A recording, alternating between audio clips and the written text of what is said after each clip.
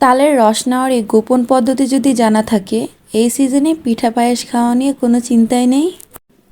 খুবই সহজে ঝটপট তালের রসটা নিয়ে ফেলতে পারবেন। আমি এখানে একটি বড় সাইজের তাল নিয়েছি আর তালটাকে আগে থেকে ভালো করে ধুয়ে নিয়েছি। তারপর তালের উপরে যে একটা শক্ত অংশ থাকে ওইটাকে ছুরি দিয়ে এভাবে ফেলে দিচ্ছি। তারপর আমি তালের উপরে এই শক্ত অংশটাকেও ফেলে দিব। একটা ছুরি দিয়ে এটাকে ঘুরিয়ে ঘুরিয়ে আমি কেটে ফেলে দিচ্ছি। তারপর সাইড থেকে ছোট সাইজের একটা ছুরি দিয়ে এটাকে টেনে টেনে খোসাটাকে ছাড়িয়ে ফেলতে পারবেন। আবার চাইলে হাত দিয়েও খোসাটাকে ভালোভাবে ছাড়িয়ে নেওয়া যাবে। একটু ঘুরিয়ে টেনে টেনে খোসাটা ছাড়িয়ে নিতে হবে। আমার মনে হয় হাত দিয়ে খোসাটা ছাড়ালেই খুব সহজ হয়। তাল থেকে তালের সব খোসাগুলো আমি ভালোভাবে ছাড়িয়ে নিয়েছি। এখন একটা তালে 3টা বিচি হয়েছে আর 3টা বিচিকে আমি ভালোভাবে ভাগ করে নিব। এভাবেই মাত্র কয়েক মিনিটে আপনি তাল থেকে তালের খোসাটাকে ছাড়িয়ে নিতে পারবেন, কোনো প্রকার ঝামেলা ছাড়াই। তালের সব আটি আমি এভাবে ছাড়িয়ে নিয়েছি। এখন একটা আটি নিয়ে আমি এটাকে কেচি দিয়ে কেটে নিব, যাতে করে সবগুলো আঁশ আমি একেবারে কেটে ফেলতে পারি। কেচি দিয়ে তালের আটি থেকে তালের উপরে যে আঁশগুলো আছে সেটা আমি এভাবে কেটে নিব। আমি মনে করি যে কেচি দিয়ে কাটলে খুব সহজ হয়। এভাবে কাটলে কিন্তু সবগুলো আঁশ আপনি একেবারে কেটে ফেলতে পারবেন। সব রস কিন্তু এই আঁশের মধ্যেই থাকে। তো এটা আমি ভালোভাবে কেটে নিচ্ছি। এভাবে করে কাটার ফলে কিন্তু বিচিতে আর কোনো আঁশ নেই, চাইলে এটাকে ফেলে দিতে পারবেন।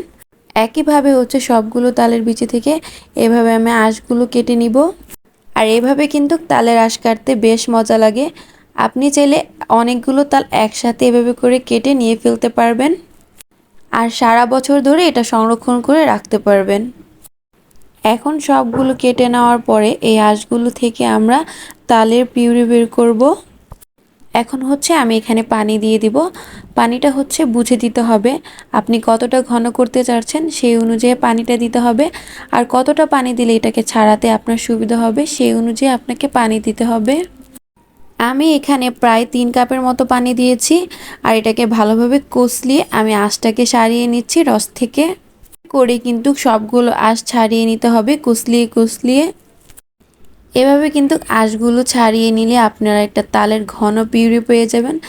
আমার তালের পিউরিটা কিন্তু বেশ ঘন হয়েছে। এখন আমি একটা স্ট্রেনার নিয়ে এটার উপরে তালের পিউরিটা ঢেলে দিচ্ছি। চাইলে আপনারা নেট কাপড় নিয়েও করতে পারবেন, হাতের কাছে যেটা পাবেন সেটা দিয়ে করতে পারবেন। তারপর আমি এটাকে নেড়ে চেড়ে তালের রসটাকে ছেঁকে নিচ্ছি। এভাবে করে ছাঁকলে অবশিষ্ট কোনো আঁশ থাকলে সেটা এখানে বেরিয়ে আসবে। এভাবে তালের রস নিয়ে সারা বছর সংরক্ষণ করে পিঠা পায়েস করে খেতে পারবেন। তাল থেকে তালের রস নেওয়ার খুব সহজ পদ্ধতি এটা। এভাবে করে তালের রস নিলে সময়টা কিন্তু খুব কম লাগে।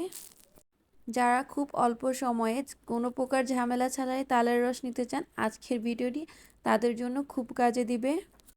যারা বাসা বাড়িতে তালের রস নেওয়া খুব ঝামেলা মনে করেন, আজকের ভিডিওটি দেখলে তাল নেওয়া খুব সহজ হয়ে যাবে। তেমন কোনো ঝামেলাই নেই, খুব সিম্পলভাবে কিন্তু তাল থেকে তালের রস নিয়ে নেওয়া যাবে। এখন কিন্তু এই তালের পিউরি দিয়ে যে কোনো ধরনের তালের পিঠা বানাতে পারবেন। আশা করি আজকের এই ভিডিওটি আপনাদের অনেক কাজে আসবে। ততক্ষণ ভালো থাকবেন, সুস্থ থাকবেন। আল্লাহ হাফেজ।